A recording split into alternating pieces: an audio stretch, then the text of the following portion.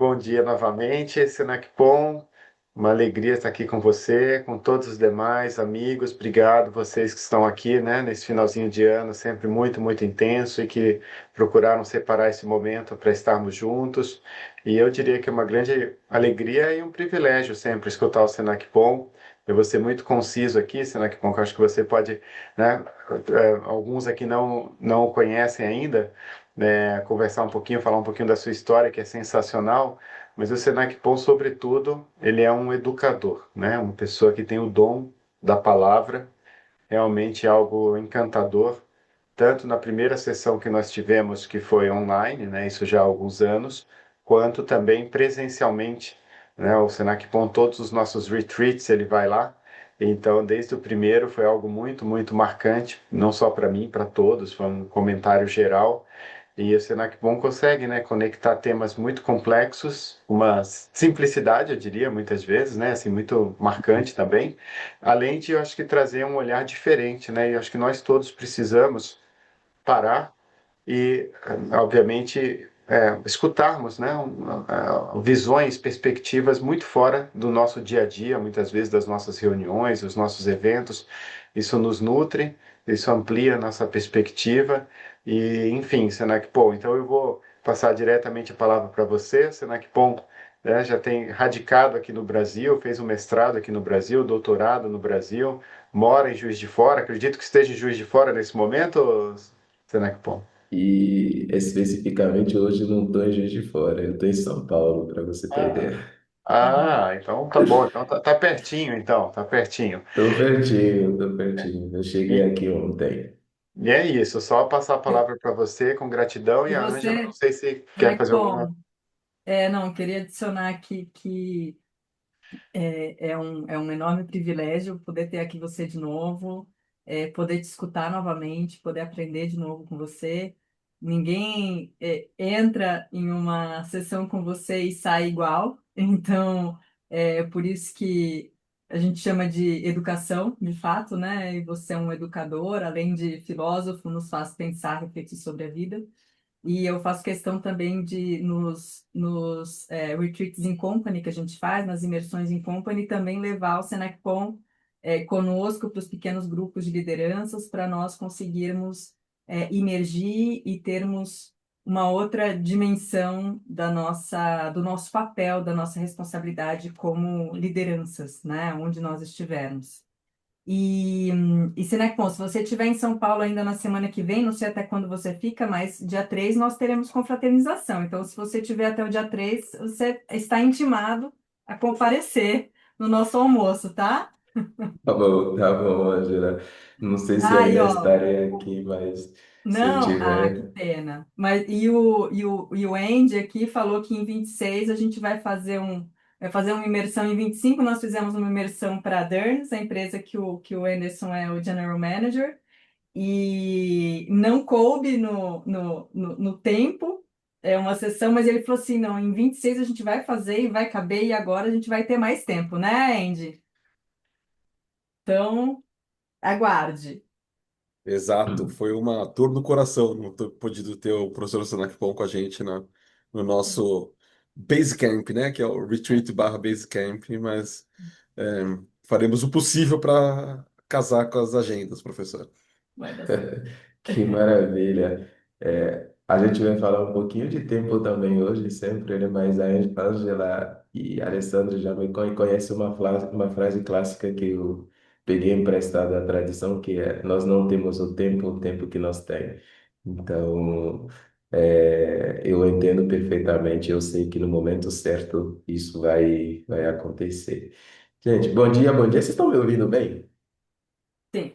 Como eu estou sozinho aqui numa sala de reunião, deixa eu tirar para ver se melhora meu áudio ainda e tudo isso.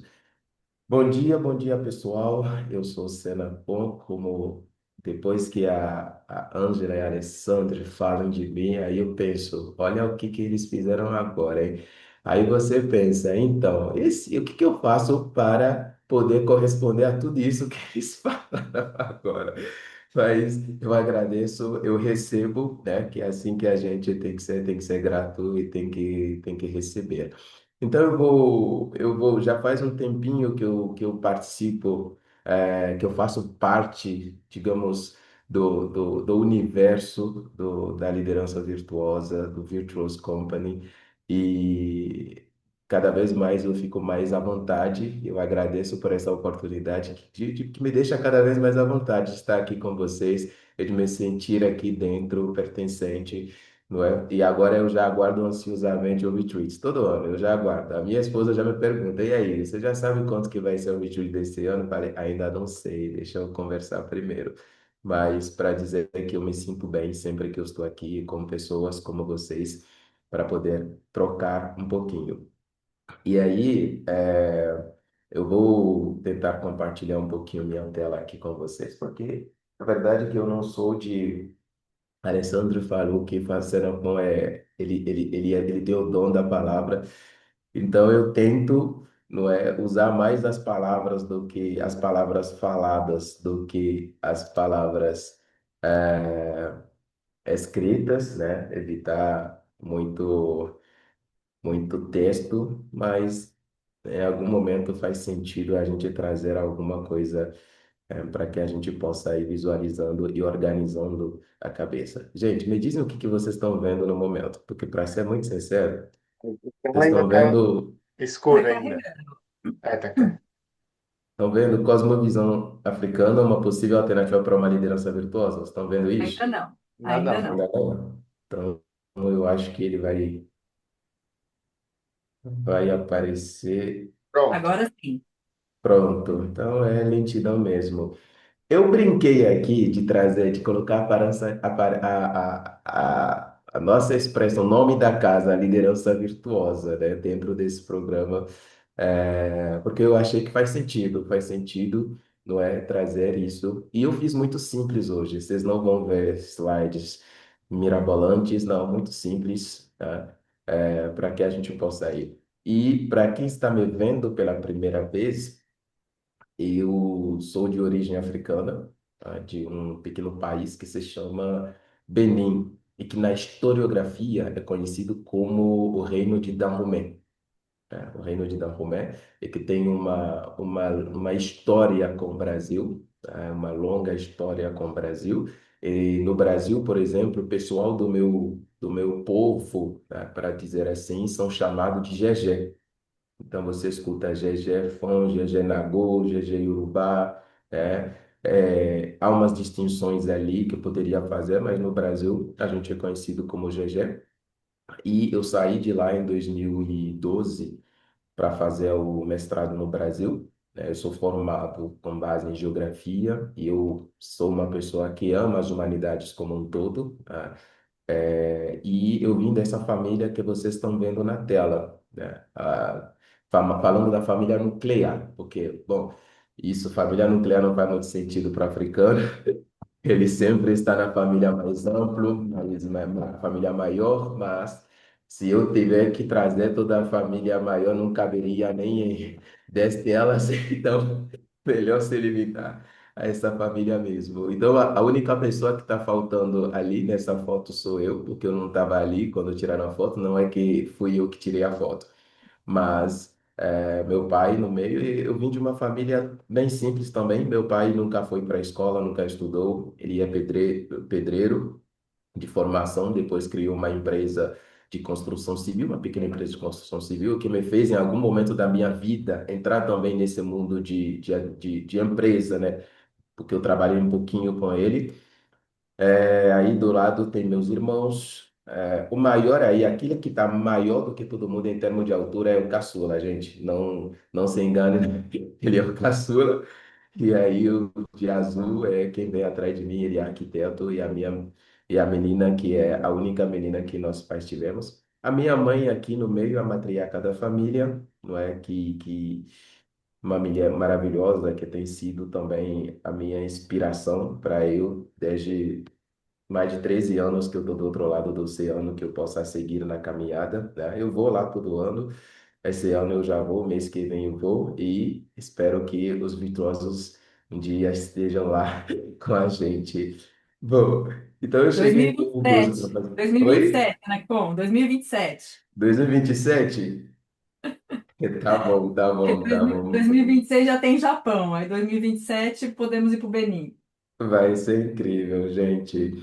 E aí, quando eu cheguei, foi para fazer a educação, e esse caminho de educação me chegou um determinado momento, quando eu estava no doutorado, que eu me fiz uma pergunta, e essa pergunta, de certa forma, doeu um pouco, porque eu me perguntei, diante de tudo aquilo que eu li e estudei sobre a educação, sobre ciências humanas, qual foi a parte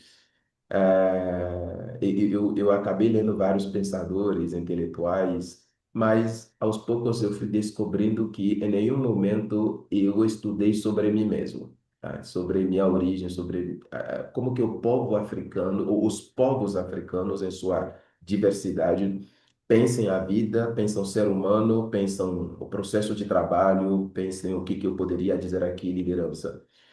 E a resposta foi: eu não estudei isso, não vi isso, ninguém me disse isso. Então eu iniciei uma busca própria, né? Iniciei uma busca própria e de lá para cá eu não parei mais, eu não parei mais, eu fui cada vez mais me aprofundando nas diversas filosofias que nós temos no continente africano, nas nossas histórias. E à medida que eu vou indo, eu vou percebendo como que você consegue trazer isso para poder contribuir com o mundo em que a gente está. Porque tem uma coisa que a gente, que aparentemente muita gente ou todo mundo esquece, é que a nossa humanidade começou no continente africano.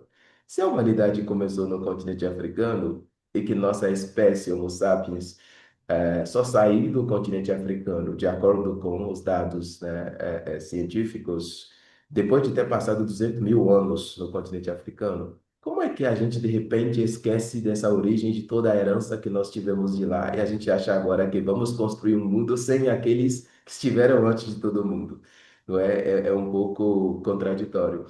E aí eu busco trazer esses elementos que fazem parte do universo do pensamento africano para meu trabalho, para educar, e também começando a entender um pouco como que isso pode servir para o mundo corporativo, para o mundo acadêmico, né?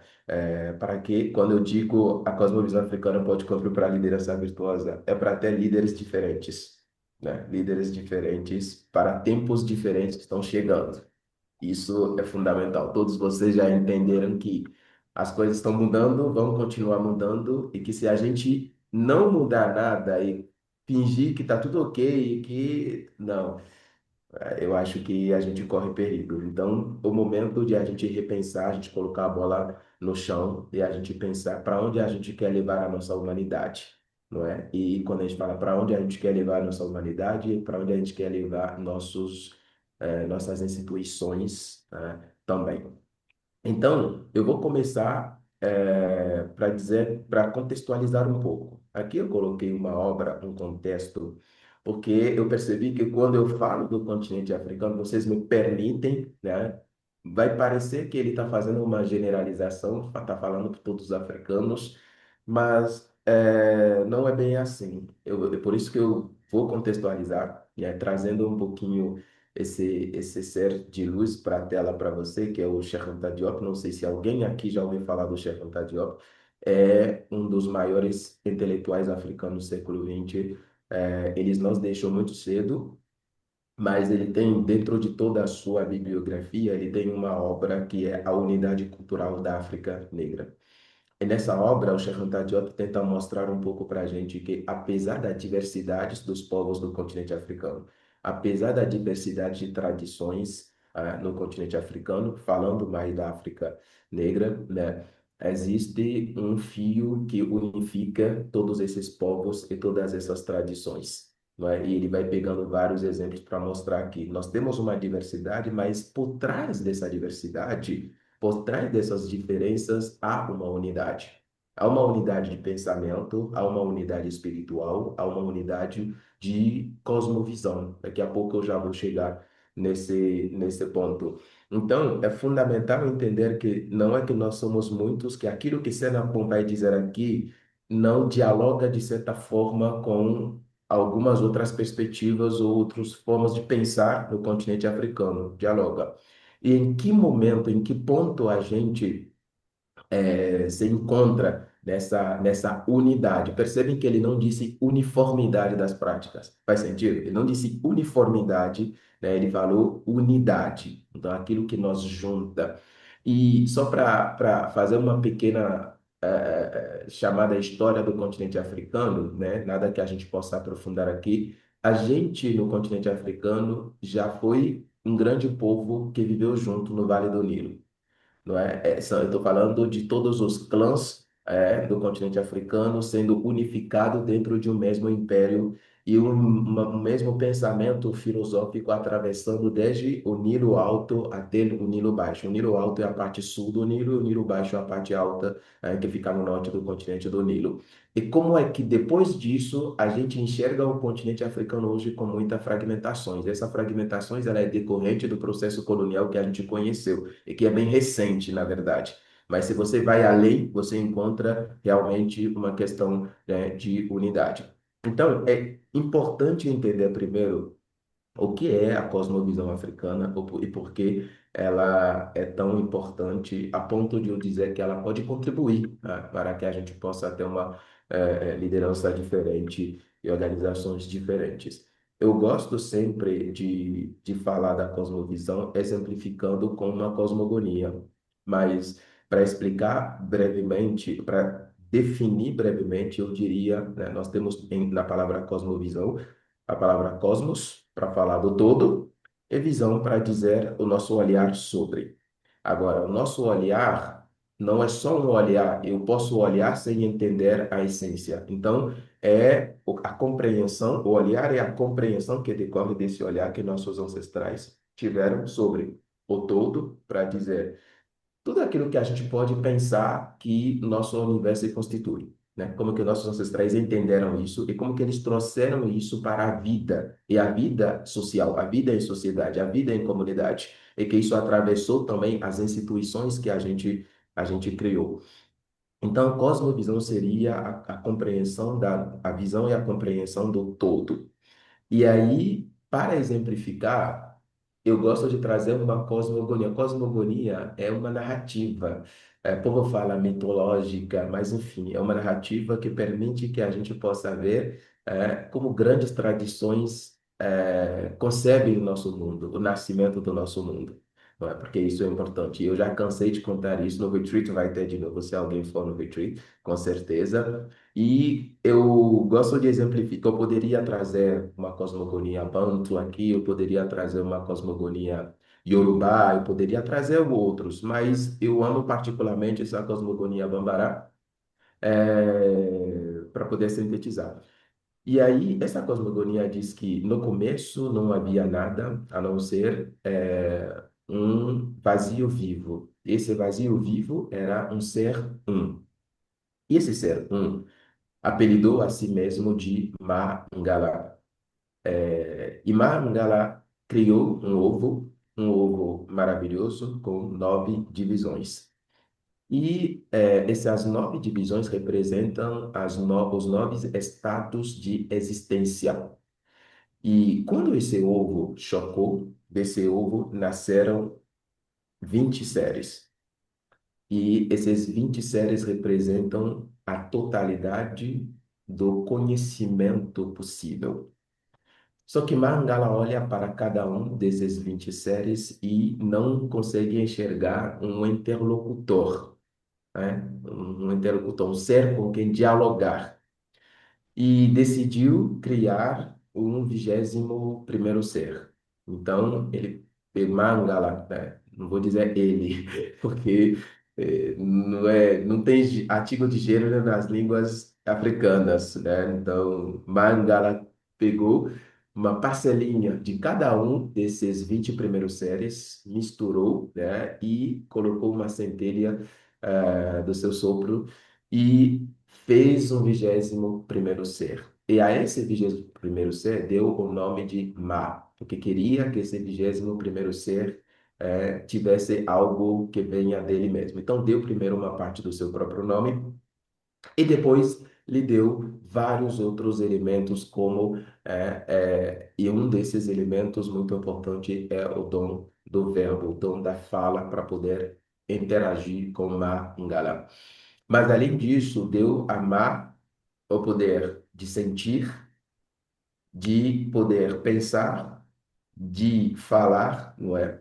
Ele mostrou como que todos os elementos foram feitos, não é? Ou seja, Mangala iniciou Ma para ter acesso aos conhecimentos por trás de tudo aquilo que a gente vê e que a gente não vê também, e colocou Ma como um responsável da criação, se eu posso dizer assim. Então, eu vou parar aqui nesse ponto dentro dessa cosmogonia. E essa narrativa é chamada da Gênese Bambará, e que é ensinado a jovens que vão ser iniciados aos 21 anos de idade, fazem um retiro de 63 dias no Bosque Sagrado, e ali permanecem estudando. Depois que saem de lá, continuam estudando. Só que quando você pega essa narrativa, essa cosmogonia, a primeira parte nos fala sobre o nascimento, o surgimento do nosso próprio universo. Ou seja, um ser uma energia primordial, uma fonte primordial que deu início a tudo. E quando você pega qualquer uma das outras cosmogonias, essa visão do todo sempre aparece. Essa visão do todo sempre aparece. E que nós, como ser humano, decorremos desse todo e que nunca fomos cortados, separados desse todo, a gente continua unido a esse todo. E que tudo aquilo que nos rodeia está em permanente conexão, ou ligação com esse todo. Daí, né, essa cosmovisão, essa compreensão desse tudo e de entender que para que a gente possa ter sociedades equilibradas, sociedades harmoniosas, a gente precisa trazer essa cosmovisão, essa compreensão do todo para as nossas sociedades. Então, uma coisa que decorre dessa compreensão é a forma como a gente sintetiza tudo isso para trazer para as nossas sociedades. E aí, aqui eu quero apelidar isso de paradigma, que é um conjunto de valores, conjunto de leis, de princípios que a gente tenta trazer para o nosso dia a dia e, obviamente, para as nossas empresas e as nossas organizações e para nós mesmos, como ser humano. E aí, hoje, eu gosto de mostrar em que a gente está primeiro, né? Em que ponto a gente está. Nós entendemos que hoje, eu como africano, olhando friamente para a história da humanidade, não é? A gente entende que as nossas organizações, elas vivem dentro daquilo que eu chamo de paradigma ocidental, porque o Ocidente, se a gente queira, primeiro o Ocidente como geográfico, como depois o Ocidente como pensamento, como projeto de sociedade ou de mundo, vamos dizer assim, inclusive, de certa forma se impôs a todo mundo, não é? A gente é educado, a gente vai para a escola, uma escola que tem esse modelo, e por trás a gente sai lá, entra no mundo do trabalho com esse modelo. E aí, dentro desse paradigma ocidental, nós temos uma hierarquização, não é, desses verbos que eu coloquei e que tem determinados valores, não é? Agora, você olhando para tudo aquilo que a gente faz hoje, você vai perceber que a base e o primeiro elemento que o Ocidente valoriza é o ter, e que a gente valoriza muito nas nossas organizações é o ter. Gente, a palavra faturamento é estranho para alguém aqui? A palavra faturamento é estranho. A palavra crescimento é estranho para alguém aqui. A palavra lucro é estranho para alguém aqui. Não, não é estranho para ninguém, certo? Então, a gente entende que no final do dia, no final do ano, no final olhando para o balanço, a gente pensa, faturamos tanto, tivemos tanto de margem e esses termos com qual vocês já estão muito acostumados. Por quê? Porque lá no fundo nós foi passado que se você não tiver, você não pode. Faz sentido? Se você não tiver, você não pode. E a gente sedimentou isso na gente. Que se a gente não tiver, que a gente não pode.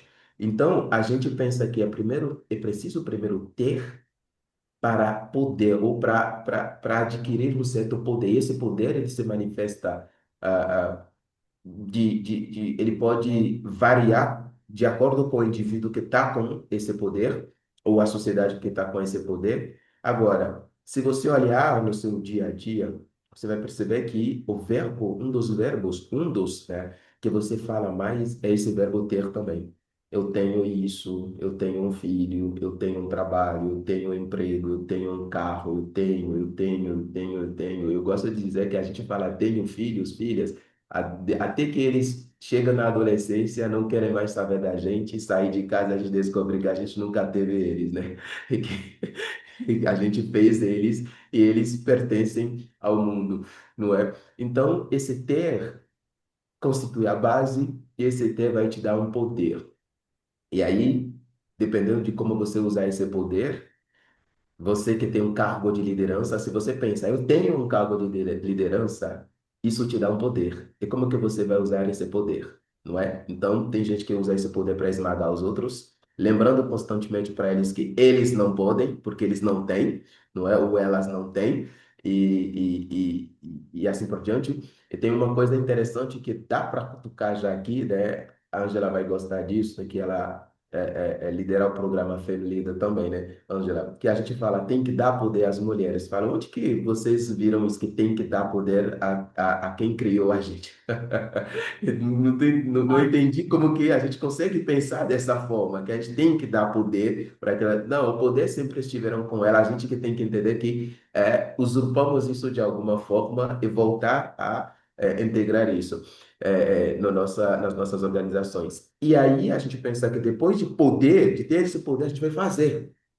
Não é? A gente vai fazer. Nós esperamos ter poder para fazer por aqueles que não têm. E depois, no final, totalmente, a gente vai ser. A gente vai ser. E aí a gente começa quando, eu não sei, pessoas que passam de 30, 35, digamos as... Não, eu acho que 30, 35 a pessoa ainda está com muito no ter, né? A gente chega lá e vê a pessoa de 50, 60 que começa a pensar, eu quero me conhecer. É agora que eu quero ser. Não é agora que eu quero ser. Ou uma organização que depois que faturou, falou, tá, agora vamos fazer a diferença no mundo. Vamos fazer como se a diferença não importasse desde o começo.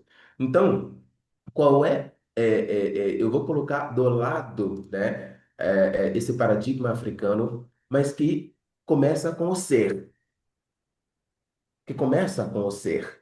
O ser significa que nós, quando partir dessa cosmopercepção, nós falamos o quê? Ser um. Ser um. Esse ser um é antes de toda a materialidade, antes de tudo aquilo que a gente pode colocar dentro do ter.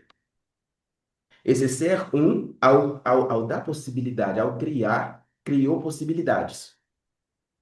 E sendo, o que acontece? A gente enxerga as possibilidades. Se você não é, primeiro, você tá almejando, digamos que você está almejando uma posição de liderança, e você não é aquilo que essa posição exige de você, você não vai enxergar as possibilidades. Então, aqui na nossa base, como africanos, nós temos como cosmovisão africana, a gente tem o ser. Tudo é. Nós olhamos à nossa volta, nós percebemos que, fora daquilo que a gente pegou a nossa mão para criar, tudo tem um propósito, tudo participa de um plano de equilíbrio e de harmonização do universo. Isso é o primeiro ponto. E aí, vocês provavelmente já devem ter ouvido falar, né, de Ubuntu, que traz a famosa frase eu sou porque nós somos, não é? E essa frase ela inclusive ela é um dos mais conhecidos, mas nós precisamos ir mais além. Não é só eu sou porque nós somos, vamos fazer a humanidade junto, sendo junto. Essa é a frase, não é? Então, o ser no primeiro lugar. Você vai ter, mas primeiro precisa ser. É essa falta de ser que faz com que a gente corra tanto atrás do ter, individualmente e coletivamente, e lá a gente começa a apagar incêndio, às vezes pela nossa saúde, às vezes por várias outras coisas, porque a gente não se preocupa primeiro com o ser. A gente se preocupa tanto com o ter que depois a gente cria conflitos familiares porque a gente não permite que os nossos filhos ser junto com os nossos filhos nas nossas casas. A gente corre tanto atrás do faturamento e de tudo que depois a gente não consegue ser junto com os nossos colaboradores. Não sei se vocês estão percebendo. Então, o ser nos dá as possibilidades de estar neste mundo que a gente tem e de fazer o que a gente se propõe em fazer, sempre buscando o equilíbrio e a harmonia, não apenas do nosso meio, não é? Mas dentro da gente também. E aí a gente vai ter. Ou seja, não é que, olhando aqui, você vai dizer, nossa, o ter está no topo da pirâmide. O ter está no topo da pirâmide como algo que é onde finalmente eu posso chegar se eu fizer bem o caminho. Se você fizer bem esse caminho de ser, de permitir que as pessoas sejam na sua organização, ou seus liderados sejam, que eles possam se sentir, ter aquilo que você busca é uma consequência lógica, vai acontecer. É uma consequência lógica. Só que, por que que a gente insiste em ficar aqui? Né? Por que que a gente insiste em ficar nesse paradigma do ter, do poder, do fazer, etc? Porque, de alguma forma, esse paradigma vem também com uma visão de tempo. E essa visão de tempo que esse paradigma traz acaba nos obrigando a se manter nele. Eu não sei se vocês estão vendo agora o slide do tempo, perspectiva de tempo da visão ocidental. O que que acontece? Se você olhar, você vai ver que nós temos uma linha aqui. A gente costuma dizer que nós temos o passado, o presente e o futuro, e a gente está indo dentro de uma direção, né? E essa direção, quando a gente está indo, não tem mais volta, é só caminhar para frente, é isso que importa. E aí, no mundo corporativo, sobretudo, ou nas organizações, a gente também tem uma visão de tempo linear, mas crescente. Não sei se vocês já perceberam isso. É que a gente tem que crescer, tem que ter um crescimento alinhado com esse tempo. Não é? Então, ó, se ano passado a gente fez um faturamento X, poxa, gente, para crescer esse ano a gente tem que aumentar o faturamento. Não é? E aí, próximo ano, então, nos próximos 5 anos, nosso faturamento tem que crescer, nos próximos 10 anos. E a gente esquece que, peraí, essa nossa organização, esse pessoal, essa pessoa, esse grupo de pessoas aqui dentro dessa organização que foi responsável por esse faturamento, se a gente exige mais dessa pessoa, mais faturamento, a gente está exigindo mais dessas pessoas, é óbvio. E aí, ano que vem, a gente está exigindo mais ainda. E, consequentemente, a pessoa vai ao pouco deixando de ser e quando ela vai ao pouco deixando de ser, né, dentro dessa lógica de tempo, onde o tempo está crescendo e o faturamento, o ter também tem que crescer, nossa empresa também, nossa organização também está deixando de ser aos poucos. E a gente não percebe. A gente só percebe quando ela começa a vacilar e dando sinal de que vai cair ou vai morrer. E a gente começa, e aí, o que que a gente tem que pensar? E aí a gente começa a tomar susto. Então, essa visão de tempo linear e crescente também faz com que a gente a todo momento vai dizendo: nós não temos tempo. Eu não tenho tempo. Não tenho tempo de cuidar de mim mesmo, não tenho tempo de escutar meus liderados, não tenho tempo isso, porque isso tem aquilo, não sei o quê. E eu gosto de dizer essa frase que eu falei para vocês no começo. Sim, você não tem tempo. O tempo que tem você. Você não tem tempo, o tempo que é o nosso dono, porque todo esse plano que a gente vai fazer de crescimento, de tudo, ela pode acabar hoje. Ela pode acabar hoje, porque eu posso sair da existência hoje. Literalmente, no próximo segundo, ninguém sabe o que que vai acontecer. Não é? Ninguém sabe o que que vai acontecer. Dentro da nossa cosmovisão africana, o tempo, ele é cíclico. O tempo, ele é de forma espiralada. Não é? Então, o passado, ele só não foi passado e nunca mais voltará. Não, o passado está ali como um grande, digamos, grande livro, grande memória para a gente olhar para o passado e perceber o que que nós fizemos E, neste momento, o que é que nós podemos fazer para que esse futuro, o futuro aqui seria o momento que está por vir. Se você olhar na minha língua materna, a língua Fangbe, nós não temos palavra futuro diferente de palavra passado. Nós usamos a mesma expressão, só. E para diferenciar para a pessoa de que a gente está falando do momento que já foi, a gente fala só eu aí, né? O só seria. Enfim, eu não posso dizer que ontem, mas quando eu digo só eu aí, então seria o ontem. E quando eu quero dizer o futuro, o tempo, o momento que ainda está chegando, só e já é só. Mais uma vez é só o momento que está chegando. Para você perceber que o único momento que tem uma expressão separada para si é o presente, que é o EB, né? Que é nesse momento. Neste momento. Ou seja, este momento é resultado do momento que já foi e será resultado do momento que está por vir. E parece que é uma variável, algo que a gente não enxerga muito bem isso nas nossas organizações ou em nossas vidas, para entender que tudo está sempre em ciclo. Nós temos os ciclos, nós temos as fases, nós temos as estações que vão chegando.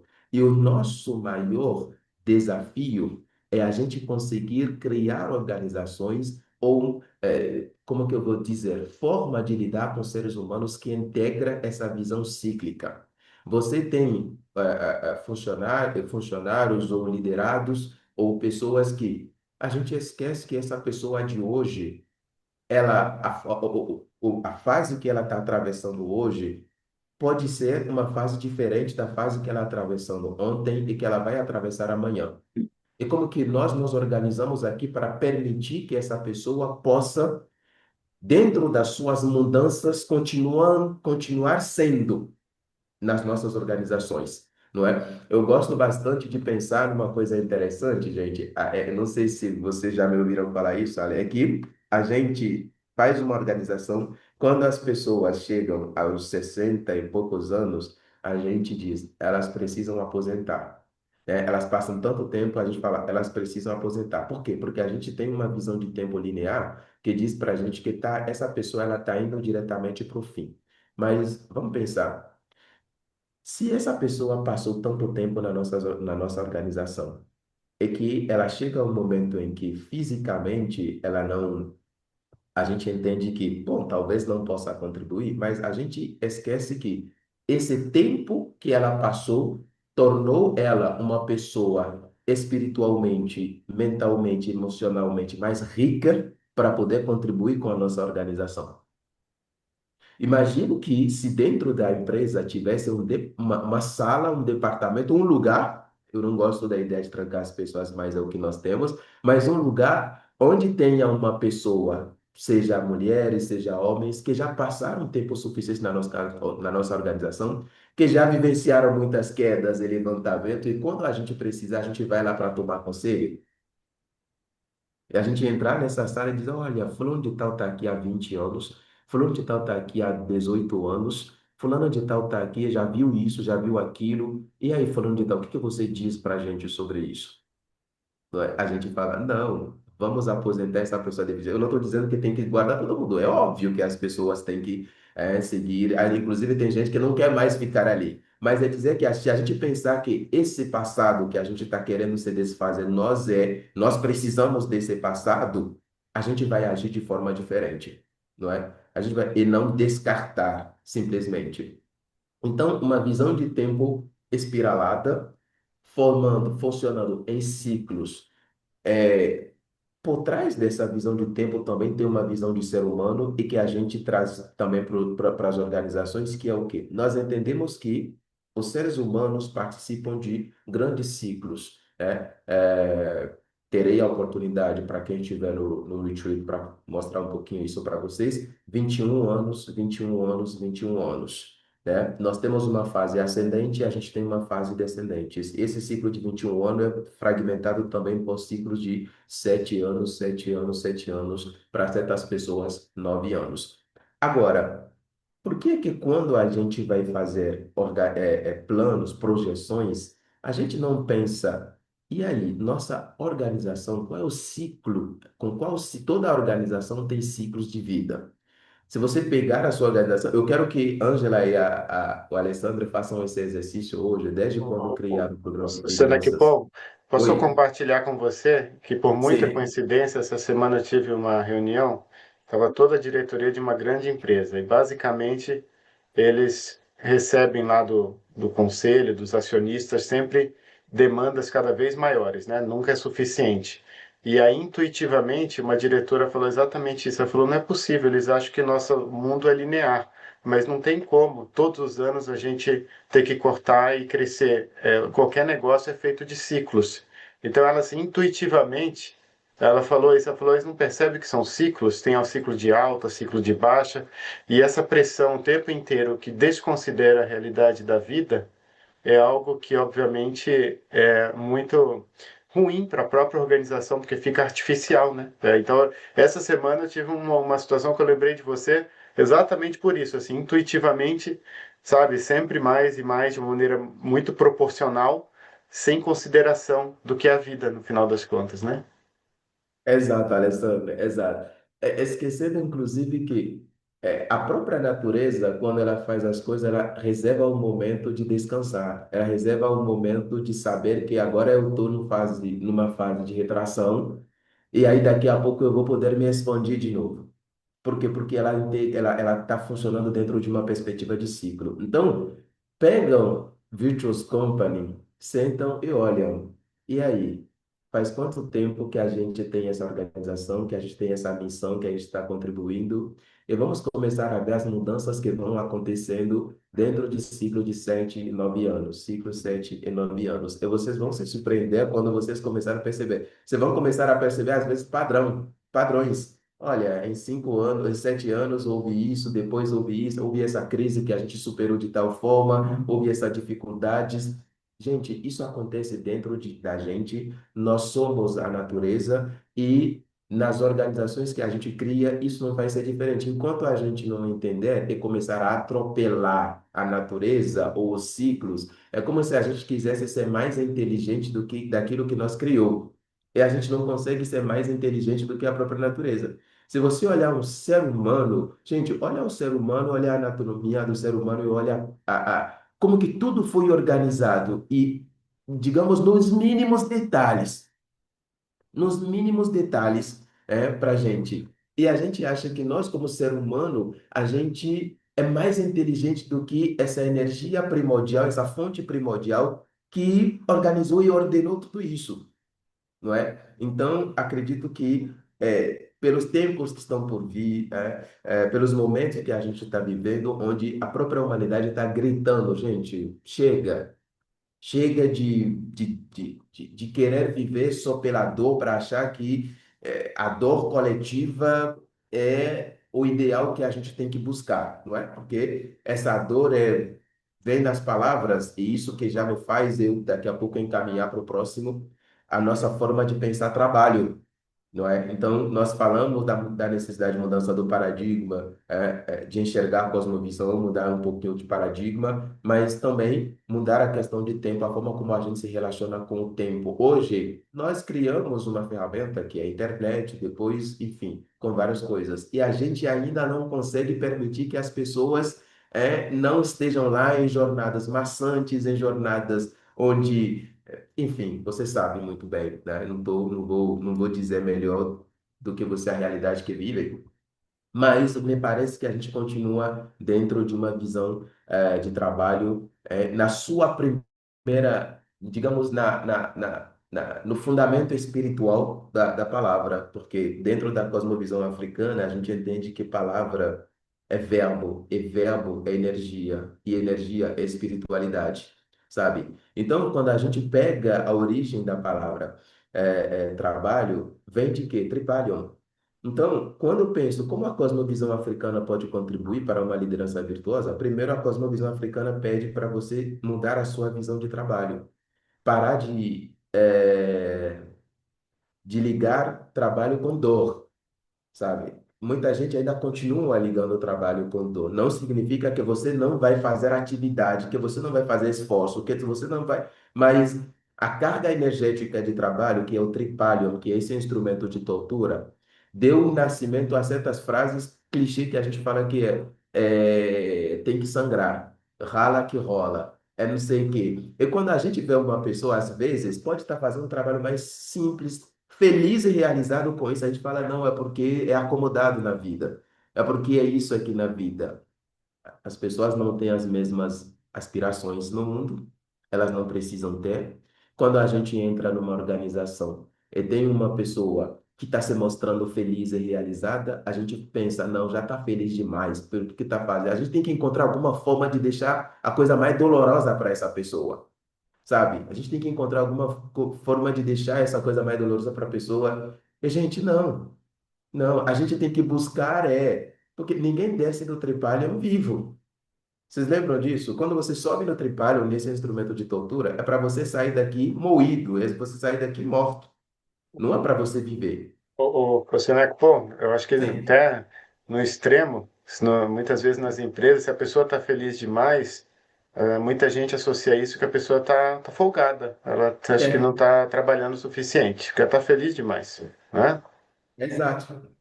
E até que quando a gente tem uma liderança ou um líder que é gentil, que é empático, a gente fala que não, é líder Nutella. Porque as pessoas depois não acreditam mais que tem a pessoa que realmente esteja dentro desse senso de humanidade.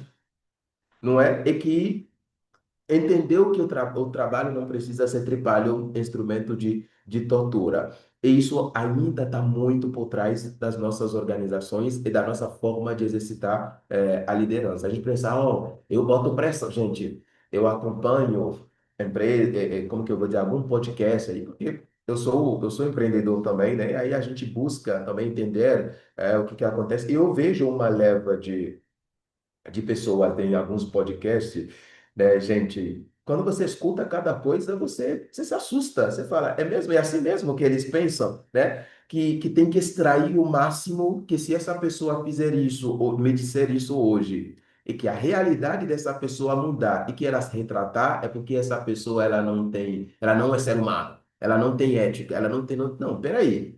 Eu falei alguma coisa com você hoje, mas eu não sabia que algum das minhas crianças em casa iria passar mal, que minha vida ia girar de cabeça para baixo e eu posso voltar a me retratar. Mas a gente acha, coloca tudo certinho, na medida certa, tudo tem que ser milimétrico, e ter essa visão. Por quê? Porque o Tripalion não leva a gente ao Ixé. Dentro da cosmovisão africana, nós não trabalhamos, nós manifestamos nosso Ixé. O que que é Ixé? Ixé significa energia criativa. Então, você precisa criar. Porque quando Mangala, lembra da cosmogonia que eu falei no começo? Quando Mangala criou esse ser, 21º ser, fez o quê? Colocou esse 21º ser como co-criador. Então, nós precisamos, ao entender como que as coisas funcionam, a gente precisa co-criar. Então, manifestando nosso Ixé. Nosso Ixé é a nossa energia criativa. Cada ser veio para co-criar, de alguma forma, através de alguma as organizações, as empresas que a gente cria, deveria servir para que esse ser possa manifestar a sua energia criativa no mundo, fazer a diferença no mundo dentro das nossas organizações, manifestando o seu Ixé. E ninguém fica infeliz manifestando o próprio Ixé. Ninguém. É impossível você ficar infeliz. Exemplo, eu estou aqui, gente, eu estou feliz da vida estar aqui neste momento. É meu Ixé, é minha energia criativa. Me conectar com pessoas e fazer aquilo que nós chamamos de educação. Não é? É isso. Eu acho que isso é tão. O universo me mostrou tanto isso que foi mandando filho atrás de filho para mim também, para que eu possa aprender com eles. Gente, segura aí, só no retweet que eu vou falar do número de filhos que eu tenho. Não vou Não, mandar não, aqui, não. não, Só você no conta, retweet. conta, conta agora, porque eu não sei se tem mais um a caminho. Pô, né, pô, não vai me dizer que tem mais um a caminho. Você vai ficar na vontade, Ângela. Você vai ficar na vontade. Só no retweet que eu vou contar para as pessoas, né? Mas, gente, eu não vou torturar vocês. Eu quero que a gente já se conheça, né, bem aqui antes de chegar no vídeo. Eu quero que você olhe para minha cara lá e que você diz, nossa, cena bom. E aí? Eu vou dizer, não, só me diga parabéns, tá? Gente, eu tenho 6 filhos no dia de hoje e tem mais um a caminho, tá bom? É recente, tá? Eu não... Quem me acompanha... Depois me acompanha lá no Instagram, vocês vão ver que eu não fico falando muito da vida pessoal, tanto lá no Instagram. Eu deixo isso para os meus chegados. Vocês são meus chegados aqui.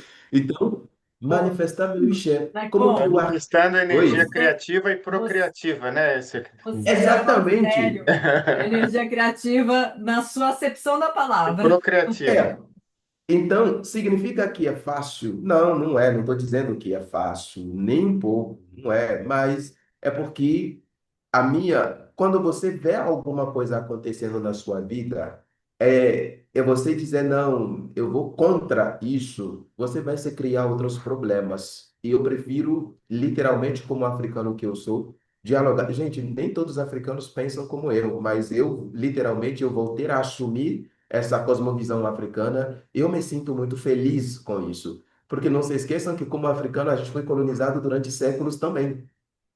E a gente nem saiu disso ainda, realmente. A gente continua, sabe? Então, pensamento, visão dos africanos de hoje não necessariamente se alinha com o pensamento, a visão dos seus ancestrais.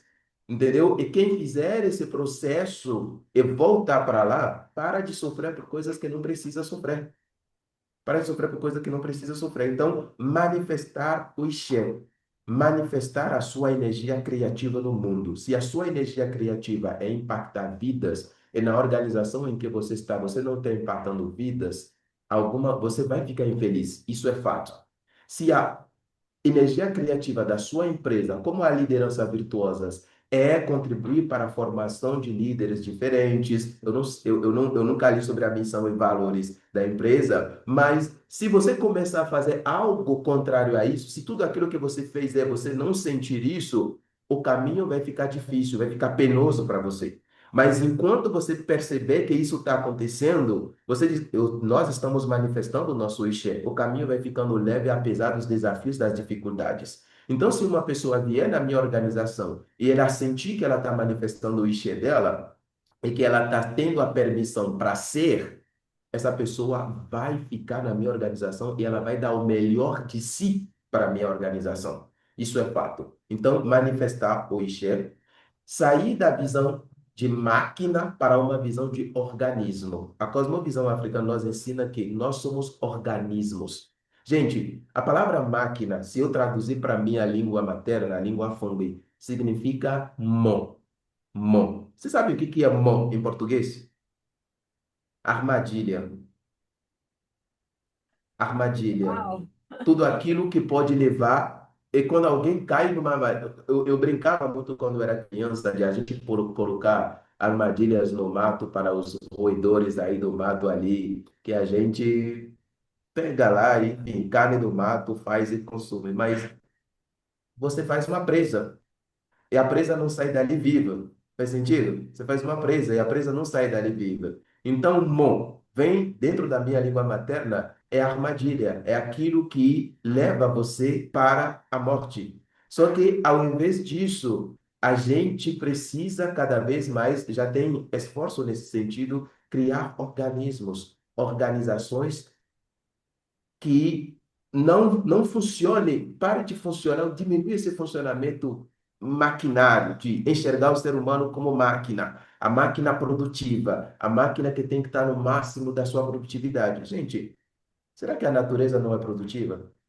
Será que ela não nos alimenta? Será que ela não faz o que a gente precisa? Será que ela não dá? Ela é produtiva. E nós, seres humanos, somos a natureza. Então, o fato de querer funcionar como organismo não significa que a gente vai deixar de ser produtivo. Vamos, mas do que adianta a gente ser produtivo e morrer depois? Morrer dizendo essa morte não é necessariamente a morte que me leva para o caixão. Não é disso que eu estou falando, sendo que isso acontece também. Então, sair da visão de máquina para uma visão de organismo. Um organismo é flexível.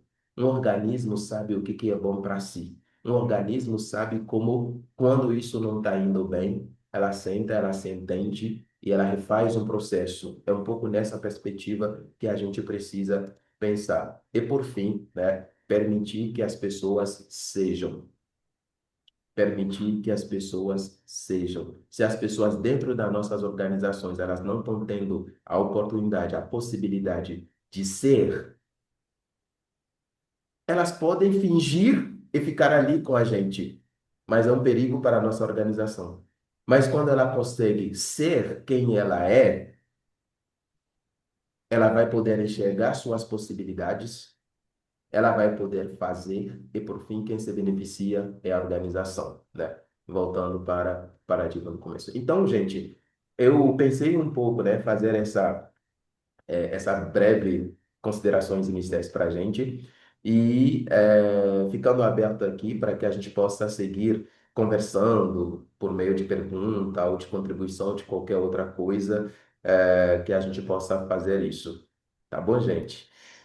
Muito obrigada, querido. Muito obrigada. É sensacional ouvir você. Temos aqui diversas perguntas. Tá ouvindo bem? Tá ouvindo bem? Agora estou ouvindo. Ótimo. Então, temos já um monte de perguntas aqui. Então, quem está na frente tem a Nayana, a Lara. Eu tinha colocado também a mãozinha aqui, mas não está aparecendo na fila. Não. Ah, Tá eu também. falando agora.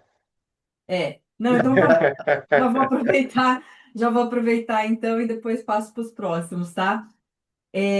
Bom, já vieram, né? Eu já tinha, claro, visto você falar antes, e aí vão surgindo outras coisas na mente e eu vou pensando outras coisas também. A minha pergunta é a seguinte, Senecpon, a gente tem o paradigma ocidental, ele Uhum. se encaixa muito bem ele supre essa necessidade que a perspectiva da escassez traz, né? Sim, sim, sim, Então, é a fome com a vontade de comer, né? Então, sim. esse paradigma do ter primeiro a qualquer custo para depois, ele só se encaixa por quê? E ele só se liga a nós hoje ainda Uhum. principalmente acho que nas grandes cidades, nos grandes centros, que a gente tem uma percepção menor dessa ciclicidade, a gente tem menor contato com a natureza, com os ciclos da natureza e de nós mesmos, porque somos parte da natureza, né? Sim. Mas a gente tem a fome com a vontade de comer. Como é que a gente consegue fazer essa dissociação para que nós entendamos, assim, no nosso dia a dia, que nós já temos o suficiente e que nós podemos desfrutar. E é o que o Ailton Krenak diz, né? A vida não é útil, a vida deve ser desfrutada, deve ser fruída, né? Como é que a gente faz essa separação para que no nosso dia a dia, cada um de nós aqui possa exercitar isso e ver as diferenças no nosso dia a dia, para que nós possamos né, plantar sementinhas ao nosso redor, para que nós possamos realmente entender dentro de nós a nossa ciclicidade, a nossa percepção de que podemos ser flexíveis e somos flexíveis, né? Nenhum ser e nada no mundo é estático, é sempre dinâmico, né? Então, como é que você vê? Qual que é o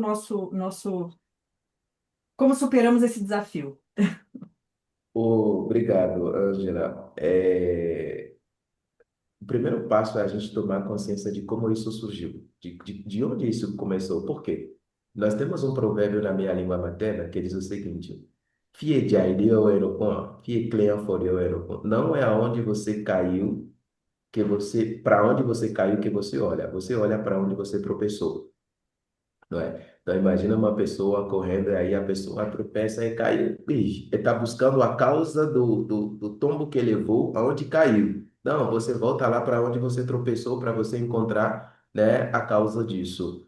E, por incrível que pareça, essa causa, ninguém é culpado por essa causa, na verdade. Ninguém é culpado. A culpa é da própria, eu digo mais uma vez, a culpa é da natureza do momento, do lugar onde a gente, em determinado momento, como humanidade, a gente foi se aventurar. Se a gente pegar a nossa humanidade antes da saída do continente africano, né, antes da saída do Homo sapiens do continente africano, Nós vivíamos num lugar onde tudo era abundante. Tudo era abundante. A alimentação era abundante. A gente não precisava sentir medo de frio, porque a gente estava num lugar onde tinha calor suficiente, raios solares ao longo do ano inteiro. A gente não precisava se preocupar com, será que se eu comer hoje, eu encontrar essa comida hoje, vai bastar para amanhã? Não, a gente não tinha essa preocupação. Agora, a gente sai e a gente adentra a Europa, né? Nos lugares onde a temperatura é muito frio, muito congelante, você não tem essa terra ali disponível para você. A humanidade naquele momento não cultivava, não plantava, então vivia do que a natureza dava diretamente. Então, imagine seres humanos num lugar extremamente frio, extremamente hostil, onde primeiramente, você pensa na sobrevivência. Você luta, tipo, esse frio vai me matar. É isso a sua primeira luta. Só que depois disso, automaticamente, vem a questão de você tem que se alimentar para você se manter vivo ou viva.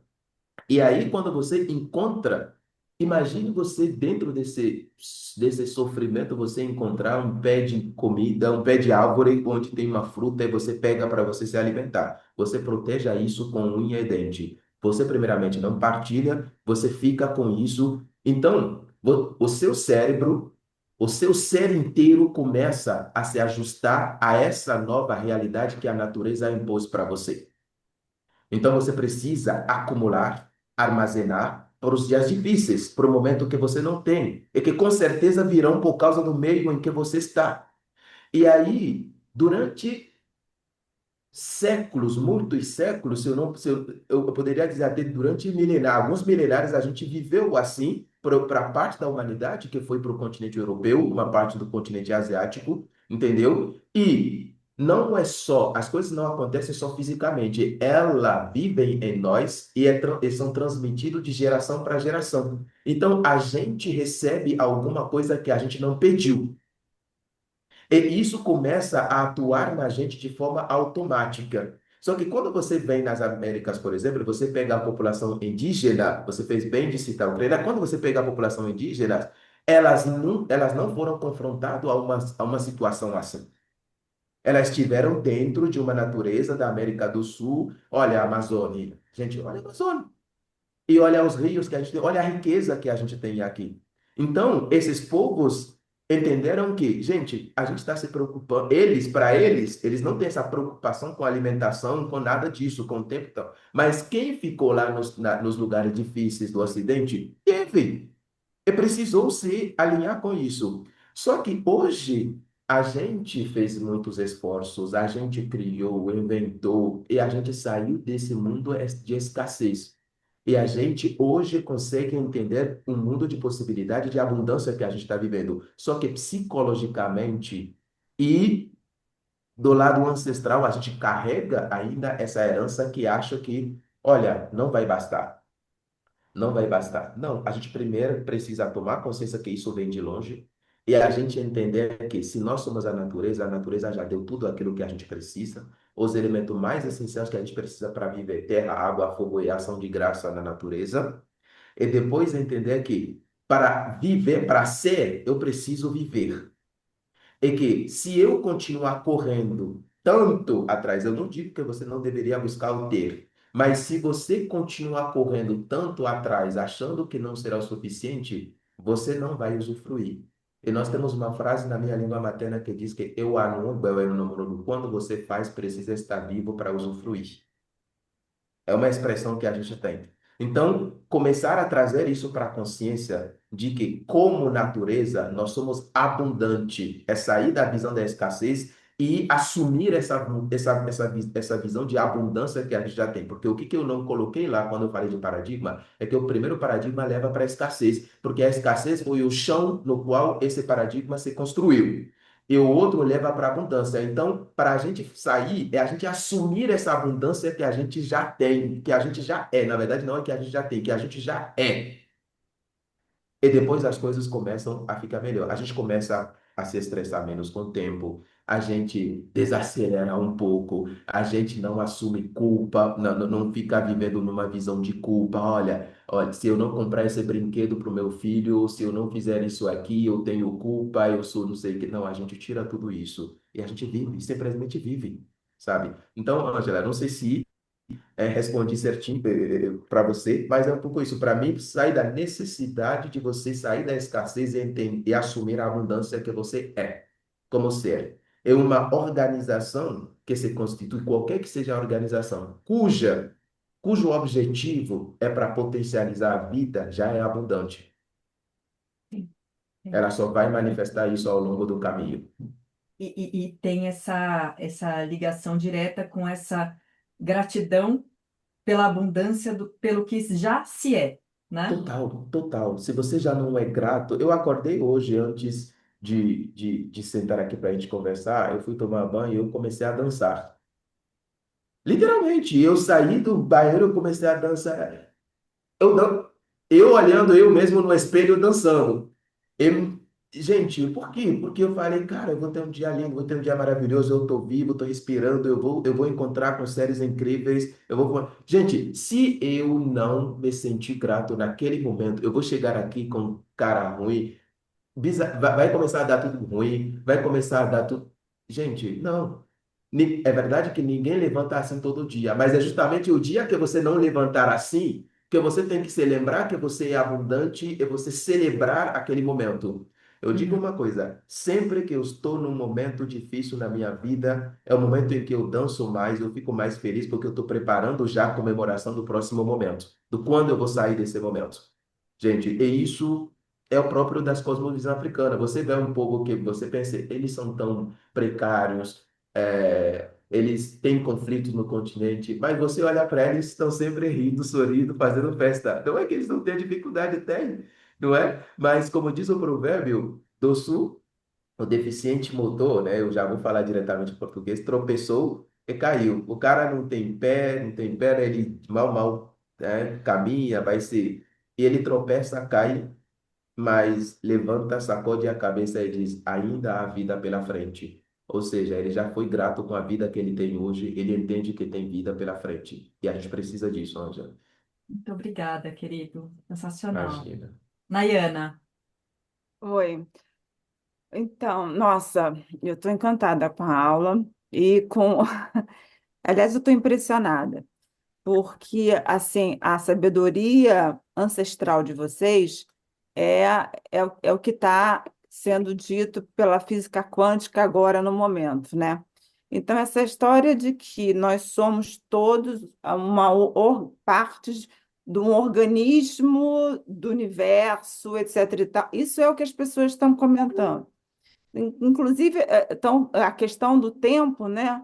De você, o tempo, né? O futuro, o passado e o presente estarem interligados, né? Então, tem uma conversa agora em que o presente pode mudar o seu passado, né? Que você está vivendo. Então, assim, o básico de vocês lá atrás já era o que a gente está estudando de ponta hoje, entendeu?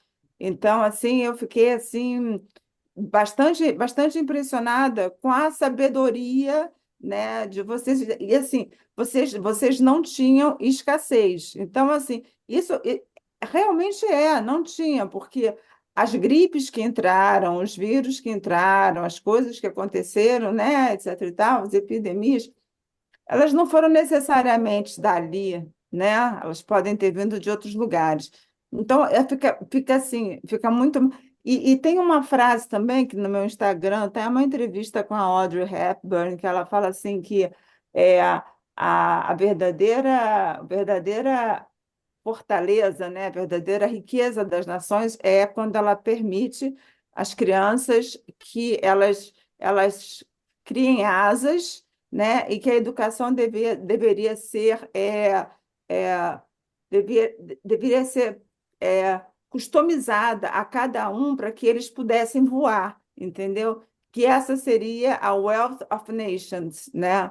Então, é bastante interessante, é uma entrevista longa com ela, né? E então assim, eu estou muito impressionada com a sabedoria de vocês, né?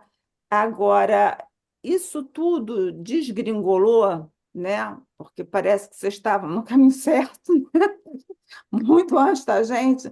Assim, você acha que quando houve a colonização e a escravização e a deportação de vocês para a América e para a Europa, ou você acha que isso se deve também à globalização, né? Existe algum movimento back to basics? É, Ah, porque fica, vocês estão onde a verdade é hoje tida como assim, A atualidade, né? A atualidade atualidade. É da a física cosmovisão quântica de africana. hoje fala sobre o que vocês era a cultura de vocês. aham, aham. É impressionante quando você descobre isso. Eu sou uma pessoa, a Ângela e o Alessandro já sabem que eu sou aquele que menos que fica dentro das amarras onde a escravização e o colonialismo colocou a gente. Por quê?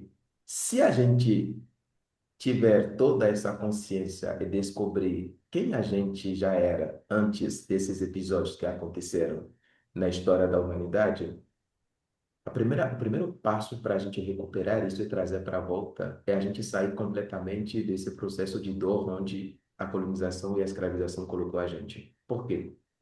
Porque isso nos lembra constantemente que a gente não é ninguém, não é nada, não contribuiu para nada, não fez nada. Só que quando você não cai nessa armadilha, quando você consegue não cair nessa armadilha, você assume quem você sempre foi, quem você é, e você traz a sua contribuição para o mundo de uma forma espetacular. Então, eu costumo dizer que, voltando para a sua pergunta aqui, olhando a humanidade como inteira, nós somos uma humanidade, uma mesma humanidade que começa lá no continente africano. Uhum. Uma parte saiu do continente africano, uma parte ficou, certo? A parte que saiu do continente africano foi para a aventura. Digamos como a gente faz hoje, você sai, você vai para a aventura. Ela foi para a aventura. Ela rodeou o mundo, fez muita coisa. Por livre e espontânea pressão, né? É isso, ninguém mandou vai para lá, não. Ele saiu. E eu entendo que é um próprio movimento, porque senão esse ser humano não teria dois pés, duas pernas assim para caminhar. Então foi. E foi em que momento? Onde o nosso planeta estava passando por uma fase de glaciação. Então ela saiu, as condições estavam reunidas e saiu. Só que passou pelos desafios, pela escassez que passou, e que acabou em colocando ela dentro de uma visão de escassez, de falta, de tudo isso. Só que aqueles que ficaram no continente africano continuaram a viver com a sua visão e prosperaram.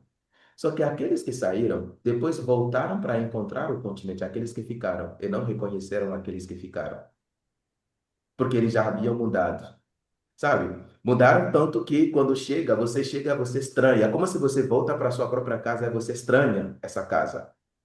E aí você estranha essa casa, mas você fica lá mais uma vez, e você aprende como que as coisas funcionam nessa casa. E você aprendeu durante muito tempo, e você resolveu sair de novo, você sai e quando você volta, você fala, não, é tão bom que eu vou tomar tudo isso para mim.